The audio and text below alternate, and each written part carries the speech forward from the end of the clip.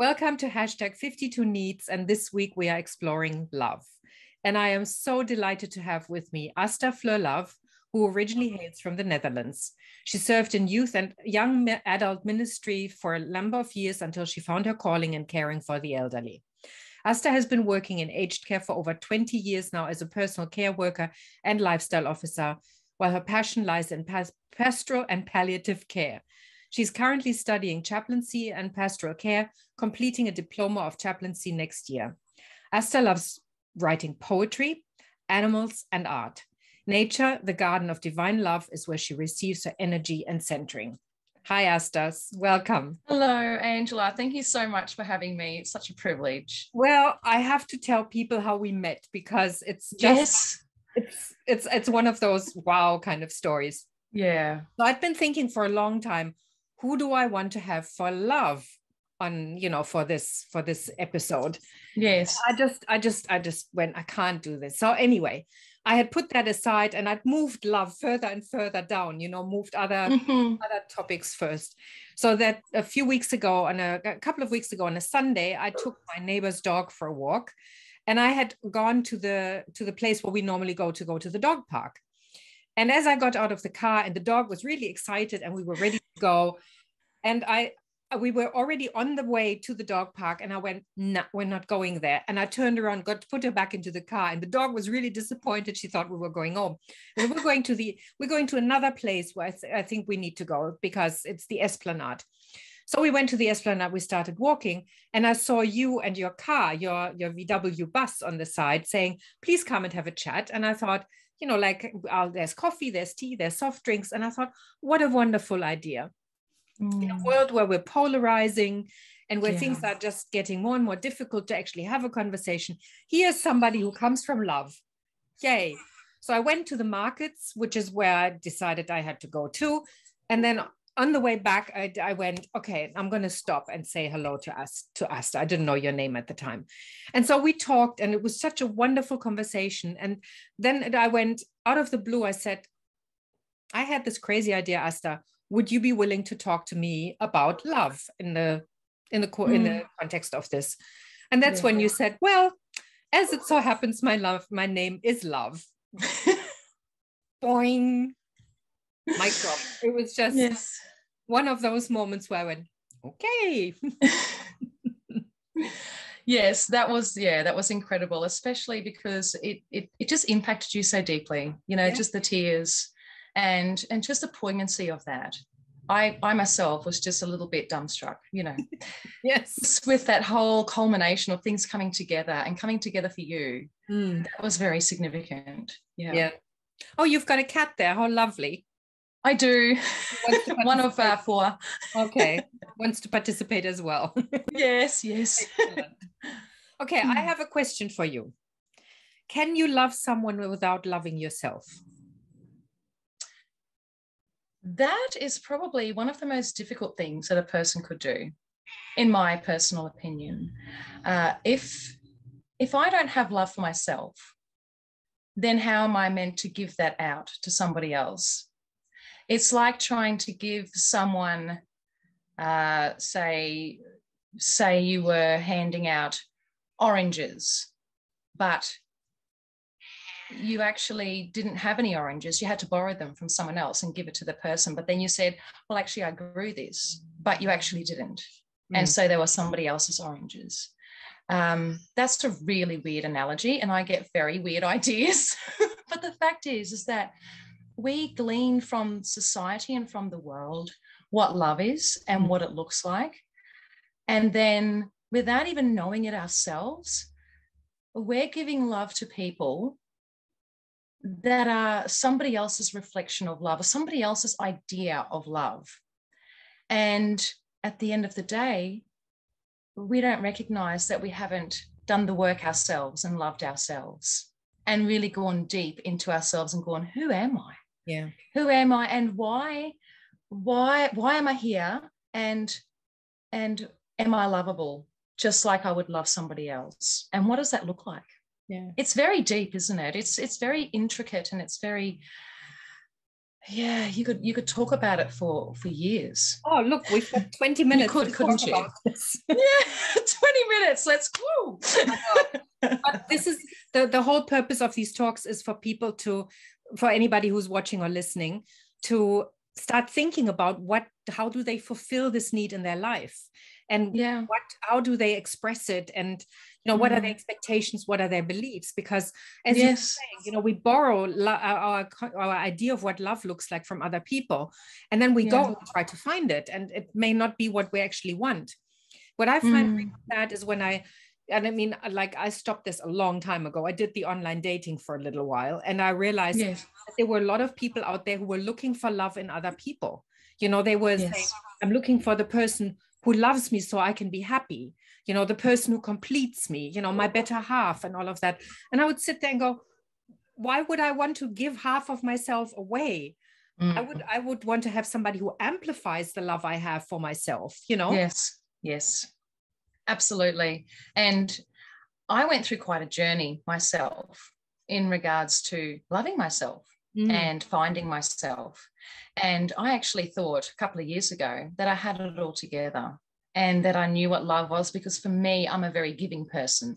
So when you're giving to others, when you're sharing with others, you feel as though, well, this is love. This is what love is. It's about giving. Yeah. It's about allowing other people to feel good about themselves, to feel special, to feel treasured.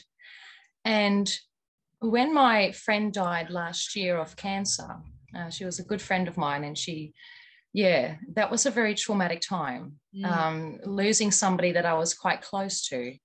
And it was as though my whole world just collapsed.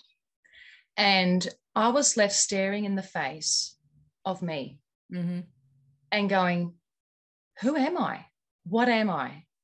I'm no longer giving to this person who needed me, and I was giving my love to them.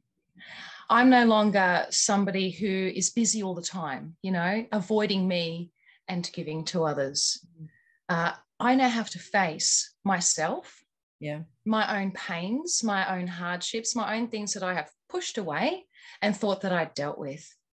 And I had to look at them all and go, well, what is it? And do I want to move forward? Do I want to explore me and my brokenness and find out who I truly am as a person, as an individual? Yeah.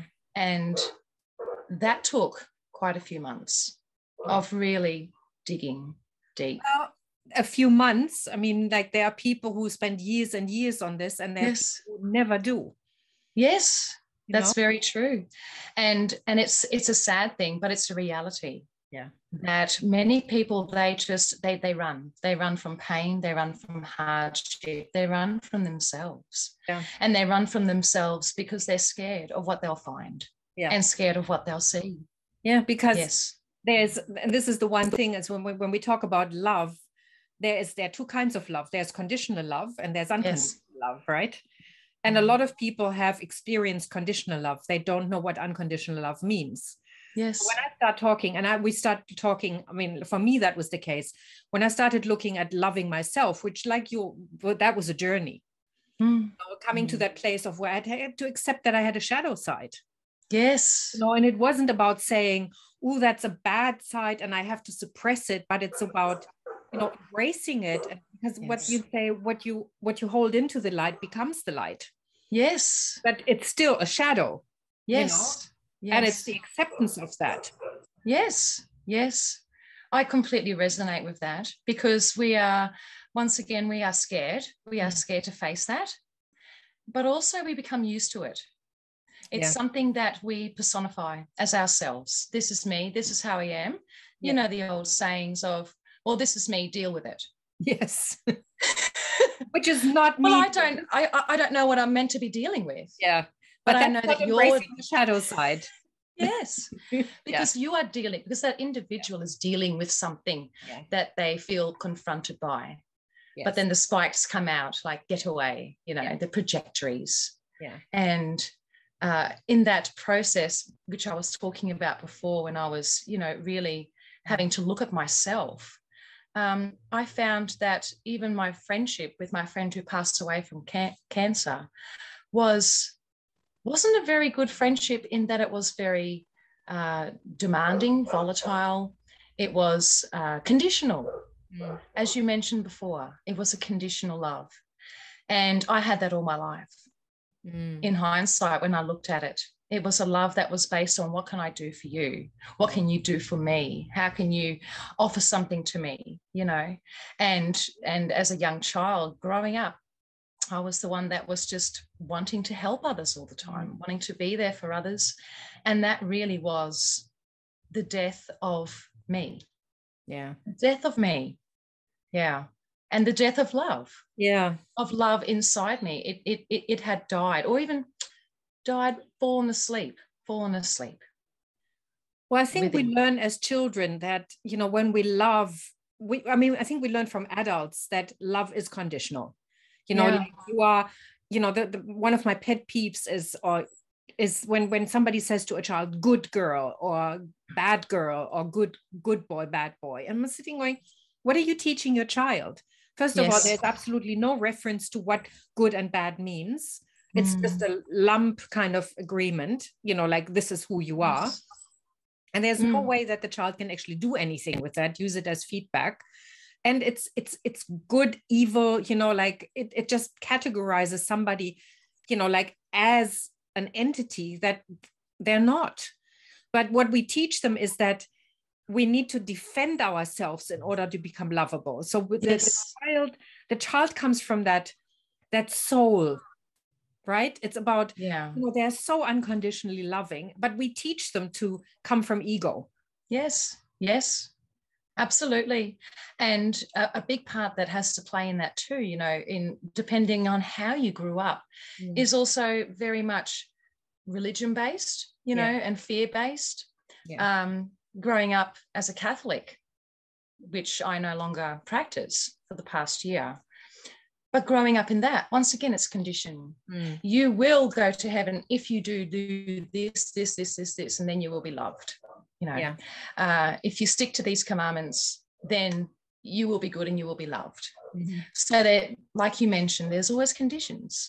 There's always conditions on things from parents, from religion, from outside, from friendships, from work, from every single day. You know, there's these conditions, and if we don't watch out, we just get sucked into that. And fall asleep. So easy. I mean, like all you have to do is also look at, you know, you will only be loved if it's, you know, like, again, if you have the right car, wear the right clothes, surround yourself with the right people, you know, do all of these things that make you lovable. You know, I mean, what's lovable? Yes, that's right.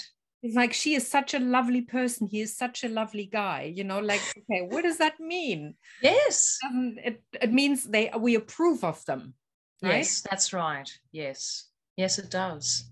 And what I learned is that when I started to look at myself and become completely unraveled, I started to see and recognize this little girl and my whole life just like stretched out before me, and all the mess and all the gunk and all the crap and everything, you know, all there going, so what is this? What does this mean? And what does that mean for me? What does my faith mean? My religion mean? My family mean? What does my life mean? What does my giving to others mean? And I recognize that in order for me to be able to become whole, and that's a journey, becoming whole. It's a journey until you die. Absolutely. But in becoming whole and learning to love oneself is to accept yourself. Yeah, absolutely. Acceptance. It is acceptance of all the bad, the ugly, the horrible, the pain, the suffering, the mistakes. It's about taking all of that and going, you know what? That happened. However, it made me to who I am today, and I'm going to choose to use that to transform and to grow and to learn what love is. As you said, you know, love, grow into it just reminds me that a lot of people think that love is not, I mean, like, I keep thinking, for example, make love not, what was it? Make love not war. Yes, yes. But the absence of war is not love. No. Right? It's peace that is love. Yes. And a lot of people go, but if it's the absence of something, I don't have conflict. I don't have, this in my life. I don't have that. That's love. But it's not. It's something that fills you up, and you actually have to know what that means. Yes. And for me, again, the same as you, it was a journey into, instead of saying, oh, thank God, I don't have that in my life, so I should be really happy, and because love is a measurement of happiness, right? Yes. So yes. I should be okay, but not having conflict, or not having somebody who challenged me for who I was, that wasn't love. That's right. So, and again, it takes courage, and to look and go, what do I really want? And then being able to say, no, that's not what I want. I want this instead. Yes. I think a lot of people stop at the no. Yes, that's right. Or stop when it's too hard. Yeah. Because in this society, if we can't get something yesterday, we chuck a tantrum, we get angry, we get impatient. Yes. So if we have to work on something, and it takes time, and it takes strength, and it takes determination, and it takes, courage, sometimes we just give up on that because it's too hard. Yeah. It's too hard. Yeah, it is. It is. I mean, again, we've talked about this before. Love is not a noun. Love is a verb, right? It is. Love, and you have to reaffirm love every single day. Yeah. Because, as we're all work in progress, and nobody's and there will be unlovable aspects. We go, that's right. And I've said this to family members, I really, really love you, but I really don't like you right now. Yes, that's right. I really don't like your behavior. Yes, that's exactly right. Yes, it's like it's disliking something about, but it's not unloving someone. Yeah. It's a behavior, or it's an action. It's not the whole person. Yeah. And it's, Sorry, you go. No, go. I was just reminded of, because I love rituals, and I don't know if the listeners like rituals. I mean, some people really get a lot out of doing something, in letting go, or in receiving, or whatever it may be. And for me, one of those things was, I had a culmination of photos from the past. And a lot of those photos just held really painful and bad memories for me. They were things that would just trigger anger and resentment and self-loathing. So once again, with those kinds of things, it squashes that love down and that self-worth, and just says, well, I'm not lovable. I don't know who I am. And all those photos, I thought, well, what am I going to do with them? I could throw them away. I could burn them. But instead, and with the help of a dear friend of mine, I decided to shred them all up into little pieces. And then I kept them for a while. And then I decided, in a few days' time, I'm going to make a paper mache bowl. And out of all those photos, I made a paper mache bowl from photos. Wow. And the process was incredible, because I threw all those pieces into the bowl full of glue and water, and it was messy, but I just stuck my hands in there, and I just said, I forgive you, I want to move on, and I love you. And that was a big deal for me, because for me to say that I loved people who hurt me was saying that I loved myself and who I was and where I was arriving at. And that was my self-acceptance, self-worth, love. And in that action and that ability to do that, creating that bowl, I still have that bowl. That bowl is just now a symbol of what was, but recreated into something new, into something different, and a reminder of where I've come from and where I'm now going, because now it stores all different kinds of little trinkets and things. But what a healing. What a healing, because love doesn't come easy. Loving self doesn't come easy, as we mentioned before. And to be able to find a place of healing that whatever it may look like for the individual, through a ritual, through words, through poetry, through writing, having the ability to be able to do that and to let go, and then to see what comes from that. Yeah. You find that love within, and you see the world so different, and you see love differently, because you really do love another person with all their faults and flaws and failings and weaknesses. That's love. It's not a feeling. It's a giving, and it's a doing from a place of within oneself. Yeah. That has experienced that wholeness and that healing. Yeah. Wow, what a wonderful. Oh, that's I mean, metaphorically, I mean, there's this that taking those photos and turning it into bowl. I mean, that's just wow, that's just such a beautiful exercise. Yeah. I did one. It's not comparable to what you were doing, but what I did many years ago when I was starting to work on myself, and we had to do an exercise where we were to get in touch with our inner child. Yes. And it was a very, you know, like a very gentle introduction. And I found myself facing this little girl on the inside. That was like she literally looked like a little punker, you know, with spikes around her neck. And yes. And it was just basically really all spikes.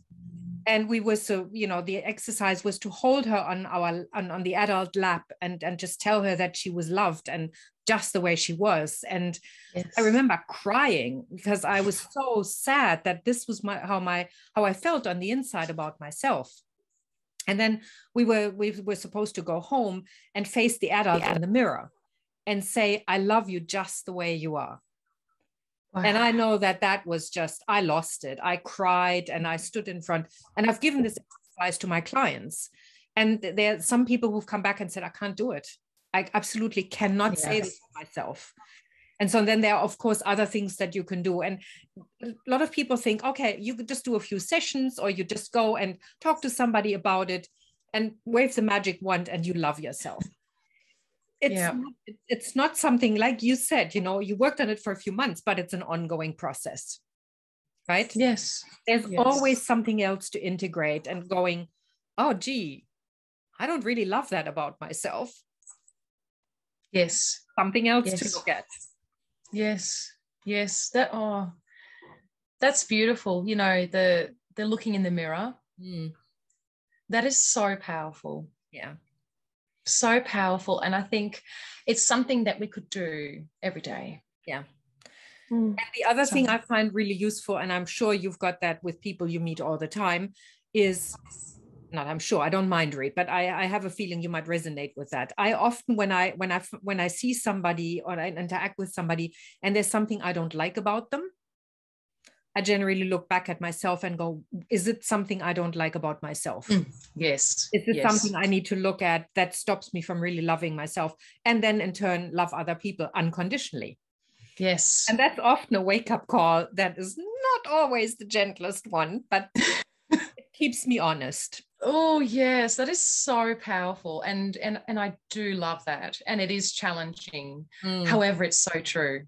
Yeah. It is so true. You know, if somebody personality drives me crazy, or there's something about the way that they're doing something, I look at myself and go, you know what? I do that too. Yeah. Or you know what? I used to do that, and it now drives me crazy. Yeah. So I need to work on myself and how I respond from within myself. Yeah. From within that place of love. Yeah. Yeah. And then thankfully, if there are places where I go, nah, that's not me, I have friends who really will hold me accountable, because they come from that unconditional love and go, yes, yeah, that's you. But not from that place of, we accept that this is who you are. They do, but you know, they also say you can do better. Yes. That's yes. love as well. Oh, it is, because love is never ending. It just grows. It's like the universe, that it's just so expansive. There just seems to be no end. It's the same with love. Yeah. You know, we think that we might have reached the pinnacle of it, and we really haven't.